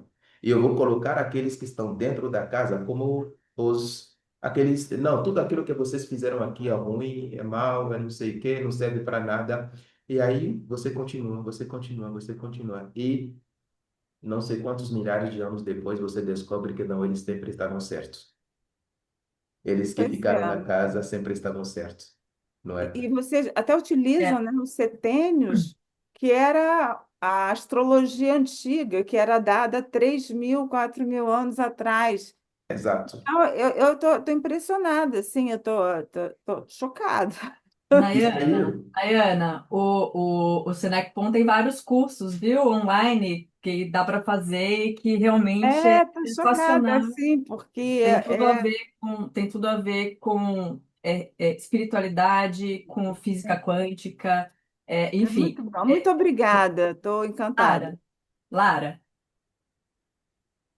Eu estou meio perdida. Eu tenho que falar que eu estou meio perdida, porque é tão bonito. E, professor Sinakpon, primeiro eu queria agradecer que hoje aqui nos Estados Unidos é Dia de Ação de Graças. Opa! Eu acho que existe, eu acredito muitíssimo que existem momentos certos na nossa vida para certas coisas. E eu estou fazendo uma reflexão sobre o final desse ano e a próxima fase de vida que eu estou vivendo e as coisas que foram cultivadas até agora. E eu queria fazer mais uma pergunta muito egoísta, que é para o meu futuro propósito, trabalho de vida. E porque uma coisa muito importante para mim na minha vida toda foi liderar através de filosofias ancestrais. Então, isso minha vida inteira, minha mãe sendo japonesa, eu vivendo em vários países. Uma coisa que eu gostaria de perguntar é a seguinte: o que o senhor está falando, da maneira que eu estou fazendo o meu trabalho hoje, tem 2 livros que eu estou para publicar no próximo Sim. ano e no outro ano, é sobre é uma teoria minha de vida que eu quero compartilhar, né? Que é sobre várias filosofias ancestrais. Eu estudei muito sufismo, hinduísmo, budismo, e tem paradigmas que você comentou. E eu não conhecia essa cultura, e eu não acredito que eu não conhecia, eu preciso aprender mais. São paradigmas do tempo, do ser, paradigma do trabalho como ferramenta para ser e coletivamente prosperar, trabalho como cura, que é toda a filosofia ancestral. É a unidade energética única, aí vem a neurociência da consciência que está fora e a unidade como Uhum. conectar. E o mais importante que eu acho é a possibilidade, a capacidade de contemplação que o ser humano tem, que a gente perdeu. Então, no meu trabalho hoje, tenho 2 livros que eu estou escrevendo. O primeiro, e assim, eu até chorei na hora que você estava comentando, porque eu estou decidindo o título do meu livro. E um dos títulos é Together We Are, Leading a Coherent Life Guided by Purpose, que é Ok. como liderar uma vida com coerência, com propósito. E eu digo que juntos nós somos, que é como os líderes têm que agir, né? E o segundo é do lucro à prosperidade sistêmica, a organização como cura, que é a manifestação desse modelo de coerência nas organizações. E surgiu um terceiro projeto que eu estou trabalhando, que a gente está montando uma universidade privada na Áustria, com Chogyam Rinpoche, que é um budista, e a gente está fazendo 2 programas, que é para liderança e para a sociedade nova. Um programa é sobre práticas contemplativas aplicadas, que vão ser os Rinpoches, Richard Davidson, Daniel Goleman, que vão participar, e a outra que eu estou tomando conta é a liderança sistêmica e um MBA em transformando sistemas. A minha pergunta é o seguinte, que eu acho que com a sua sabedoria pode me ajudar. Como a gente Vamos. faria para juntar em um sílabus para a universidade, que é isso que eu estou buscando, essas sabedorias que vêm mais dessa outra parte dos nossos continentes muito mais antigos e ancestrais, em um sílabus para a liderança e para as organizações, porque eu acredito que trazendo um sílabus, a gente não fala mais de competição, fala de colaboração, a gente fala de prosperidade sistêmica e coletiva, não fala mais de lucro. Esses são linguagens que a gente tem que trazer. Como a gente junta essas sabedorias ancestrais numa linguagem que a gente. Porque eu acredito que mudando essa linguagem e trazendo isso para os líderes, a gente vai poder, mudando a linguagem, a gente muda o ser, traz de volta a essência, e o fazer vai ser diferente. Então, como você imaginaria que a gente pode juntar essas filosofias ancestrais e manifestar o que o ser humano é de verdade? Porque todos nós somos, a gente só esqueceu. Como que o senhor acha como o senhor me aconselharia de trabalhar nisso? Porque eu quero É trazer uma isso para a nova, humanidade. Lara, é Ele uma lá para a nova, universidade lá, Lara, lá da Áustria. Lara, 2 coisas. É uma nova alfabetização, né? Uma Exato, alfabetização precisamos. sistêmica. E aí o Fabrício vai ser professor aí também. Ó, Muito obrigado pela sua fala e parabéns pelo seu trabalho, tudo aquilo que você está fazendo. Eu tenho certeza que nasceu para potencializar a vida, então já é algo grandioso e com certeza vai dar os frutos que você almeja com suas obras e com a universidade. Olha, a gente costuma dizer que nós temos perguntas complexas que não têm respostas definitivas ou prontas, não é? Acredito que o que que uma das coisas importantes é começar cada vez mais primeiro a ir para essa escola filosófica africana.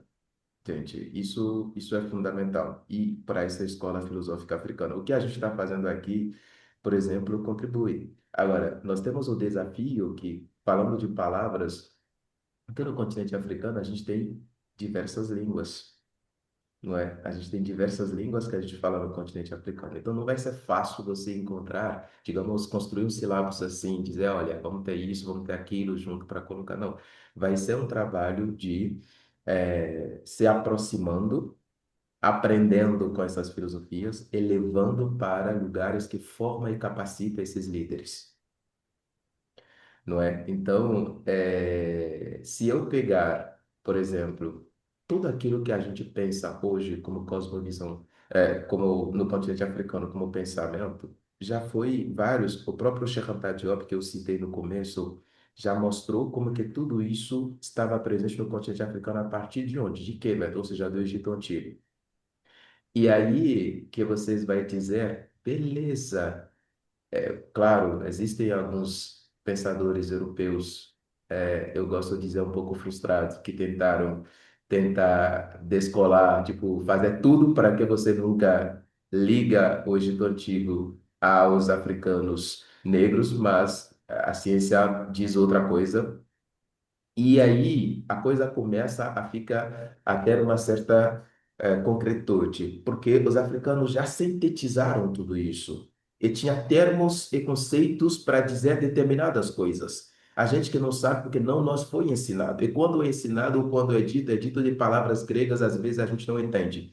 Então, ao invés de começar a tentar dizer palavras, como que você pode fazer isso, eu vou indicar um livro para você, um pequeno livro aqui no Brasil, que Os Filósofos, o título do livro é Os Filósofos Egípcios, Vozes Ancestrais de Imhotep a Akhenaten. Tá bom? Eu vou passar mandar uma foto para Ângela. Então, foi traduzido agora para o português brasileiro pela editora Nancy e é do professor Modifique Assante, sabe? Onde você vai ver vários conceitos filosóficos africanos que vêm direto de Kemet, ou seja, do Egito Antigo, e ele teve o tempo de explicar essa ligação que o Egito Antigo faraônico tinha com a África Negra.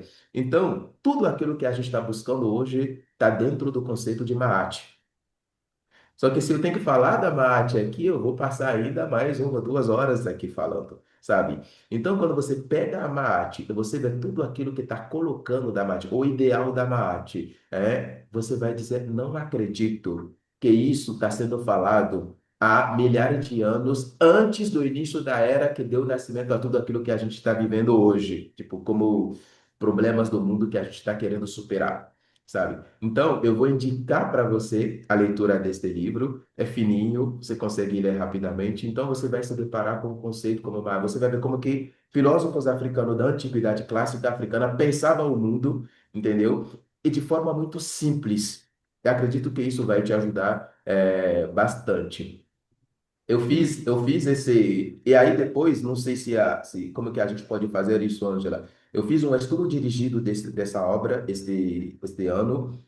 Nós fizemos isso em 7 sábados, né? 7 ou 8 sábados, desde eu estudar um pouco o autor, até os conceitos que foram abordados, as coisas e tal. Enfim, podemos ver como fazer para que quem tem interesse possa ter acesso Uhum. a isso. E aí, nisso, coisas podem te interessar, outras talvez não, por causa do público, mas eu fui pegando cada conceito, cada coisa, mostrando como que isso é fundamental, tanto em organizações empresariais como familiar, em casa. E que tinha coisas sendo falado há milhares de anos atrás que hoje a gente escuta e acha que é novidade. Na verdade, não é novidade para o mundo que a gente criou depois. Então, aproximação com essa filosofia e levar isso para os lugares onde são formados gestores, líderes, e incluir isso nas nossas escolas. Eu costumo dizer que quando a lei brasileira diz que tem que ensinar a história e cultura africana, gente, eu não faço parte de quem acha que não, isso é porque não é só porque a gente vai fazer uma reparação, não, é porque eu digo que vai dar continuidade da própria humanidade. É. Uhum. Entendeu? Neste momento exato, eu não consegui ajudar tanto você, né? Olha, Te passando algo concreto, mas é porque eu entendi que se você se aprofundar um pouquinho nisso, você mesmo vai construir as coisas que você precisa a partir do material que você vai ter em mão. Então, indico fortemente esse livro para você, Filósofos Africanos, Vozes Ancestrais, de Akhenaten a Imhotep. eu também vou anotar aí, porque eu quero também, viu, Senecom? E nós Maravilha. compramos um livro de mitologia egípcia e começamos a ler. A Laura e o Léo não querem que eu pare de ler para eles. É incrível, é incrível. Doutor Jamal, por favor.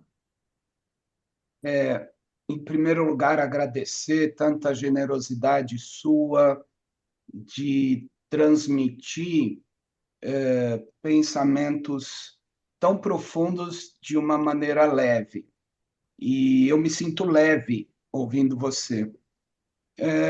Eu queria entender o porquê da separação entre o ter e o ser. Uhum. O ter e o ser não deveriam estar na sua espiral, não deveriam ser uma espiral.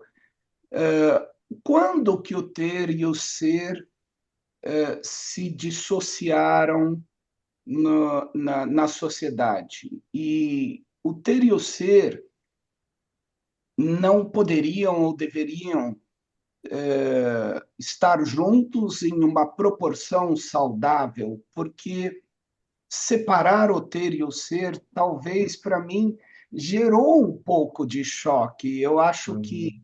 a desproporção, para mim, pode ser algo que tenha levado ao que eu chamo de obesidade social reativa. Então, Uhum. a sociedade está obesa do ter, o excesso do ter.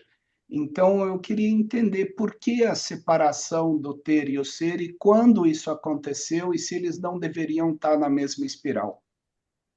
Perfeito. Muito obrigado, Jamal. Na verdade, é porque foi a forma como eu representei o paradigma africano que deu a entender que o T e o C são separados. Porque eu fui quebrando para a gente poder ver um pouco o caminhar, né, como que as pessoas caminham de um lugar para o outro e tal. Mas, na verdade, se você olhar para lá embaixo, não tem uma separação entre ter e o ser. E aí eu vou tentar explicar um pouco melhor para você. Eu vou começar pelo, pelo ser, que pensando a partir do nome, quando a gente quer dar nome para uma coisa, a gente fala na minha língua materna, Nhin, é o nome, Nhin. E Nhin significa ser. Nhinco é o nome, é a expressão completa. Nhinco significa ser. E, de maneira mais aprofundada, significa campo de definição. O seu campo de definição, aquilo que define você, a sua identidade, quem você é, certo? Agora, o ter aqui não é que ele é algo proibido e que aos seres humanos, bem pelo contrário, não é proibido aos seres humanos. Mas a cosmovisão africana entendeu que, e isso aí está nos nossos textos mitológicos, é que a gente, quando busca, primeiramente, quem separou esse ter do ser, separando o sujeito da natureza, é a própria racionalidade ocidental, né? É o paradigma ocidental, que ao separar o ser humano da natureza, acabou separando o ter do ser, porque acha que precisa possuir e dominar a natureza. entendeu? E a gente não está nessa perspectiva. A gente justamente está dizendo que nós somos a natureza. Como nós somos a natureza, você não precisa ter novamente alguma coisa que você já é ou que você já tem. Seria contraditório, entendeu? Então, só que como fez essa separação, a gente começa a cada vez mais a diminuir o ser, a como se fosse, se o ser não precisasse ser, digamos assim, ter mais atenção e a gente caminhar por essa busca frenética por a materialidade, a matéria. Entendeu? Então, quando eu fiz esse despacho, é meio para poder entender, explicar melhor, gente. A gente está correndo de algo que a gente está correndo atrás de algo que a gente, na verdade, já tem. Se você está buscando, por exemplo, recursos materiais, você já é. Isso está dentro de você. Você só precisa manifestar isso de certa forma. Entendeu? Claro, dentro das condições, de negociação que você faz com o tempo. Por que que eu digo isso? Eu digo isso porque eu costumo dizer que não tenho tempo, o tempo que me tem. Então eu dialogo com o tempo. E a partir do momento que eu dialogo com o tempo, as coisas vão se manifestar dentro desse próprio limite do tempo. Só que eu quero atropelar isso e eu não preciso atropelar. Então não é que o ser e o ter são separados. É justamente nosso caminhar é justamente voltar a unir e equilibrar o ser e o ter. Porque em algum momento a gente foi distanciado, a gente criou-se uma dicotomia na nossa cabeça de que tem um ter em algum lugar onde eu tenho que ir atrás desse ter para conquistar, entendeu? E a gente precisa voltar. E voltar significa que começar a se enxergar novamente como natureza. E quando eu me enxergo como natureza, gente, a natureza é e tem ao mesmo tempo. Essa mesma natureza que nos dá as frutas que a gente se alimenta. Faz sentido? Essa mesma terra que a gente que nós plantamos e brota e a gente se alimenta disso, não é? Essa mesma chuva que também nos dá água que a gente tem. Então, trazer isso e entender que é tudo interligado e que a gente precisa. Quem criou esses verbos ter e ser somos nós na nossa linguagem como ser humano, Uhum. não é? Então, é um pouco isso. Não é que estão separados. Inclusive, é para trazer essa união, essa unificação de novo, não é? Para o nosso dia a dia. Não sei se consegui me expressar É, bem. né? Muito obrigado, muito obrigado. Eu acho que essa questão das palavras, né, é muito interessante, porque você falou, né, o num, né, a palavra num, que é o que você, é a definição de alguma coisa, né, a palavra. E um estudioso filósofo chama Rupert Sheldrake, que é, né, ele une espiritualidade e traz essa ideia de espiritualidade de volta para a ciência, né, é algo também que foi retirado e que a mitologia africana e a cosmovisão africana também entende que nunca foi retirada, né? Sempre esteve aqui. Então ele fala que tem essas três condições, né? Tem a forma, que é a palavra, né? Então é o num. Tem o pensamento, né? E tem a reverberação desse pensamento através do verbo, né? Através da Isso. vibração. E essa vibração é que traz essa manifestação da espiritualidade, né? E então acho que isso é muito interessante, também tem tudo a ver com essa nova, não nova, né? O ressurgimento dessa mentalidade de coexistência, né? De conexão.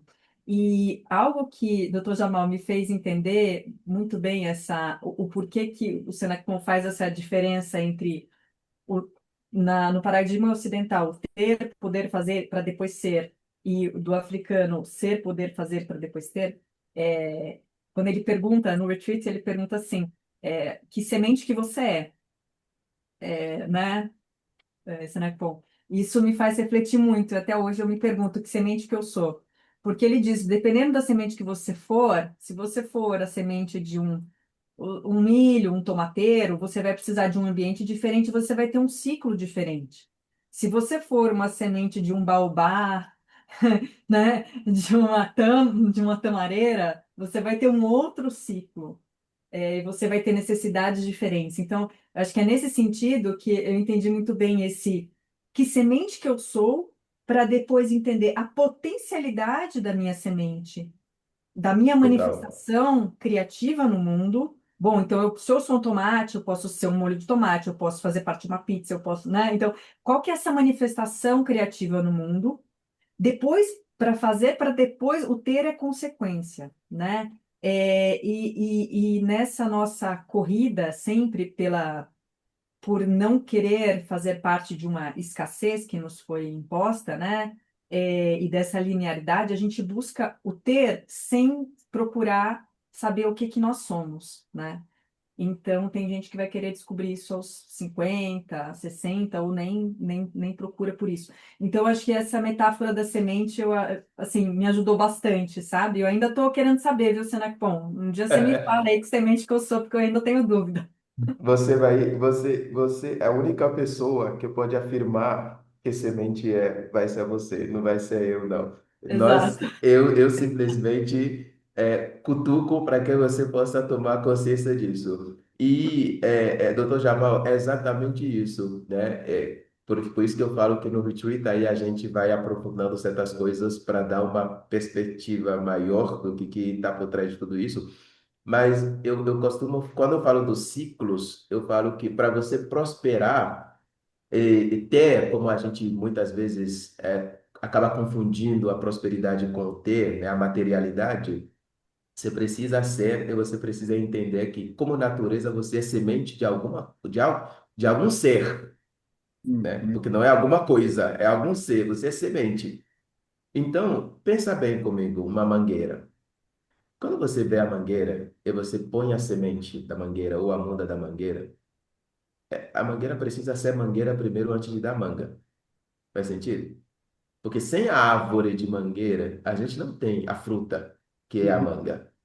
O nosso desafio dentro da cosmovisão ocidental, ou do paradigma ocidental, é a gente querer atropelar para trazer a manga antes da mangueira chegar à maturidade que ela precisa chegar. E aí está nosso problema. Nas nossas organizações, às vezes a gente quer que as pessoas ela começam no primeiro dia de trabalho como liderança, já sendo um líder, já tendo um funcionário perfeito, sem ela ter levado o tempo necessário que é preciso para fazer isso, não é? Então, quando a gente pensar no ter e no ser, é a gente voltar a juntar. É a mesma manga que a gente vai ver. Essa manga sempre esteve presente na semente. A própria árvore esteve presente na semente, só que a gente só vê a semente. Então, quando eu planto, eu semeio e brota, não tem o que eu fazer como milagre. Se eu quisesse realmente ter uma manga que potencializa meu ser, porque isso é outro lado da questão que eu não posso me aprofundar aqui, mas no futuro a gente pode aprofundar um pouco, que é o quê? Para mim, o que que é a manga? Quando você olha uma manga, o que que você vê? Você vê uma fruta que você fala, eu comi e acabou. Mas entende uma coisa, que a manga é o repositório de energias. A mangueira, como qualquer pé de árvore, tem raízes conectadas com a terra, que é uma fonte de energia negativa, e as folhas conectadas com o sol, que é uma fonte de energia positiva. Quando você junta polo negativo e polo positivo, você tem o quê? Produção de energia. Onde essa energia é armazenada? Na fruta. E por que que eu tenho que pegar a fruta? Para me alimentar, para me energizar, para eu ser. Então, a mangueira, ela já pensou nisso. Bom, ela não sei se ela pensa, mas a mangueira, na ordem da natureza, ela já sabe que a função dela é fazer isso. Só que para fazer isso com maestria, ela precisa ser mangueira primeiro. Se ela não for mangueira, ela não vai fazer isso. Entendeu? Então, eu acho que a Angela me levou para onde eu poderia pegar para te explicar melhor, mas é isso, não é? Não é separar, mas a gente entender que está tudo junto, mas as coisas têm o ritmo, ciclos para acontecer da melhor forma possível. E aí parar de atropelar. Mas veja a minha visão ocidental da separação, né? Então, está meio que enraizado aqui, né? Mas muito obrigado, eu estou encantado. Obrigado. Em Queridos, todos nós, em todos nós. queridos, agora o nosso querido Andy aqui vai Sim. fazer o nosso fechamento aqui dessa conversa aqui, que certamente se estenderia muito mais. Andy, por favor, querido. Bom dia novamente. Bom dia, gente. É de explodir a cabeça, né? Essa coisa toda, né? E o que eu vou falar aqui é muito mais. Não vou fazer uma pergunta, é muito mais um depoimento. porque nos últimos anos, né, eu tenho feito esse caminho de volta para a África, e como a Ângela falou, o professor Senacpon tem cursos e eu fiz uma parte, estou em débito, professor do Africanidades, então, mas tem sido um processo de reorganização dos meus conhecimentos com coisas que a gente não aprendeu, com coisas que eu não sabia, com coisas que eu não tive contato. Essa sensação de volta para casa, eu tive essa sensação muito emocionante quando eu fui à África, pela primeira vez. E na hora que eu cheguei no aeroporto, eu comecei tá falando com a moça da imigração lá, né? E eu não conseguia parar de sorrir, porque foi uma coisa contagiante, né? E isso tudo tem sido um crescente em mim, e isso tem me transformado demais, né? No sentido de começado a encontrar sentido, beleza e propósito onde eu não me encaixava, né? Eu não conseguia me encaixar muito bem nesse lugar que foi construído aqui no Brasil, numa base de muita violência, né? De onde nós viemos, a nossa sociedade foi construída. E aí, a hora que a gente volta um pouco para as nossas origens, e aí faz sentido, acho que todos nós voltarmos para as nossas origens, já que a África foi o berço da nossa espécie, né, nesse mundo, a coisa começa a se conectar, né, com o, a base de onde viemos e que a gente, de alguma forma, aqui no Ocidente, ficou tentando reinventar a roda, mas a roda já tinha sido criada no princípio, né?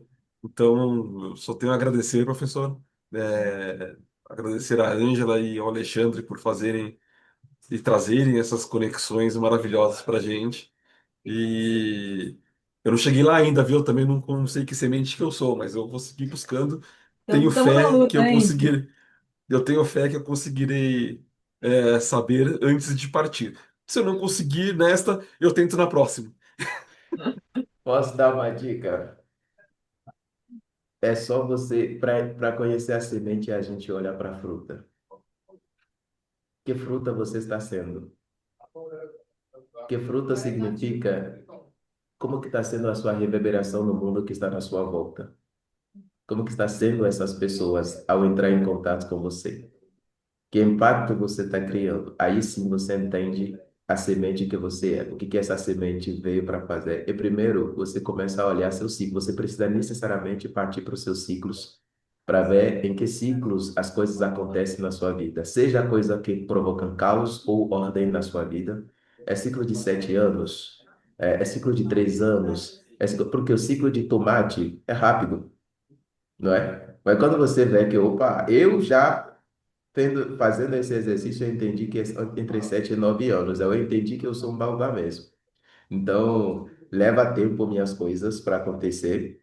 E quando começa a acontecer, acaba sendo útil para muita gente, sabe? E por isso eu não me apresso mais nas coisas que eu faço.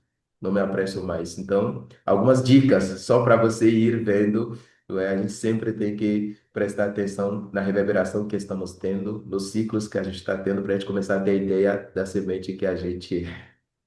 Você sabe, professor, eu tô, acho que mais nos ciclos de uns 20 anos, assim, 21 anos, porque hoje eu me sinto como no auge do meu segundo momento de vida, né? Ou Aham, chegando mais perto do meu terceiro momento de vida, no meio mais perto dos 50 agora do que dos 40. aham. Mas eu levo muito tempo para as coisas. Nossa senhora, eu É levo muito isso. tempo. Entender isso. Se você, 21 anos, se você divide por 3 você tem 7, que é o número 7, que é um número sagrado na cosmovisão africana. Agora, quando você faz isso, você vai ver microciclos dentro desse de 21, entendeu?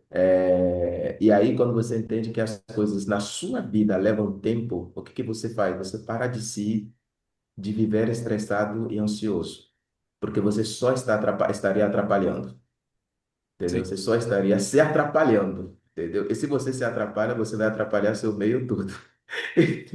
Um, um ancião, uma vez, né, há muito tempo na minha vida profissional, já faz 15 anos isso, ele me ensinou que se as coisas, se o projeto, eu trabalho com projetos, com construção, ele falou assim, se que o projeto só vai acabar quando ele estiver pronto para ser concluído. Se não É acabou é isso. porque não estava pronto para acabar É ainda. porque não estava pronto para acabar ainda. E eu digo para quando as pessoas depois dizem, Fabrício, eu já tenho 70 anos, 60 anos, você acha que ainda dá para parar, mas por que que você ainda está aqui? Quem não tem mais nada a fazer aqui já não está mais no plano do visível, entendeu? Se você ainda está aqui, é que ainda tem coisa para você fazer. Nem que você sorria para alguém que naquele dia a pessoa se encontrou e dizer, nossa, que felicidade, entendeu? O professor o doutor Jamal falou, todos nós somos, mas a gente esqueceu. Exato, porque isso eu deixo para o retreat, que a gente, na Cosmovisão Yorubá, diz que todos nós somos, temos um propósito, mas a gente passa 9 meses nas águas do esquecimento. Entenderam? Aí, quando a gente vem, a gente precisa reaprender. E para reaprender, a gente precisa que a terra onde a gente brotou, ou seja, a família e as organizações que a gente vai frequentar, lembrem disso para a gente, de quem nós somos. E se a organização não permitir que a gente se manifeste para entender, não, essa pessoa é X, ela é assim, e deixar essa pessoa poder se lembrar disso para ser realmente no mundo, não é? Então, fica como provocação final para a gente ir pensando ao longo do nosso dia. Provocação linda, linda mensagem, né? Bom, ó, adiciono aqui, você falou se a pessoa ainda está aqui é porque ela ainda, né, precisa estar aqui. Precisa, precisa. A minha mãe tem 83 anos e até o começo mais ou menos desse ano ela falava, cuidava das plantas dela, que ela ama, fazia pintura, tal, não sei o que, atendia uma cliente ou outra, que ela é esteticista, né? Mas ela falava, eu acho que já, né, já acabou meu tempo, acho que já, né, já tá bom já. E aí aconteceu desse ano nós irmos para a PAC, né? Levarmos as crianças lá, todo mundo voltou encantado. Ela não foi, mas ela foi depois. E ela ficou encantada e ela já foi 3 vezes, vai voltar agora a quarta. E ela fala: agora eu sei por que que eu ainda estou aqui.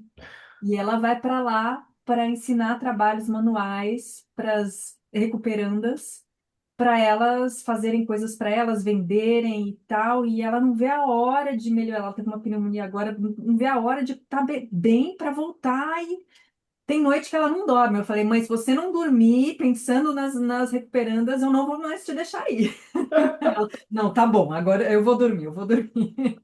É isso, É isso, né? exatamente. É isso.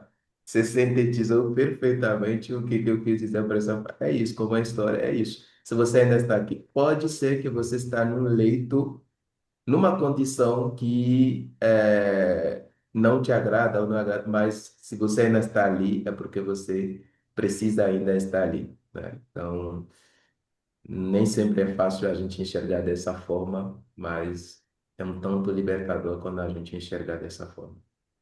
Sim. Bom, querido, acho que a Vamos palavra tirar que uma resume, foto? né, pessoal, essa nossa sessão aqui é uma palavra só que é sabedoria e também, claro, agradecimento para com o Senac Pom, mas, sobretudo, uma sessão de muita sabedoria de vida, né?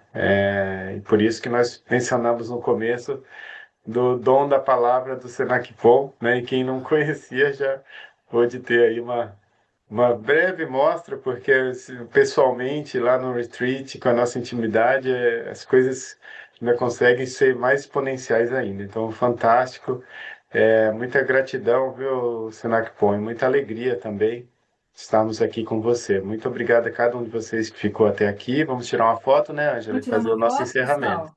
Vamos tirar uma fotinha que a gente foi tão envolvente aqui que esquecemos de tirar foto. Esse é um bom sinal. Vamos lá. Um, dois, três e. Já, deixa eu ver aqui se caiu bonitinho. Sim, tá ótimo. Pronto. Manda para mim, por favor, Ângela. Estou Mando, muito preguiçoso em postar e entrar no LinkedIn, mas eu acho que eu tenho que voltar pode a ser deixar. ativo por lá. Eu te Pessoal, coloco, menciono você lá. gratidão, gratidão imensa a todas e a todos pela presença de vocês. E gratidão a Alessandra, a Ângela, pelo lindo trabalho que vocês estão fazendo. E vocês estão sendo, e é isso que nós precisamos.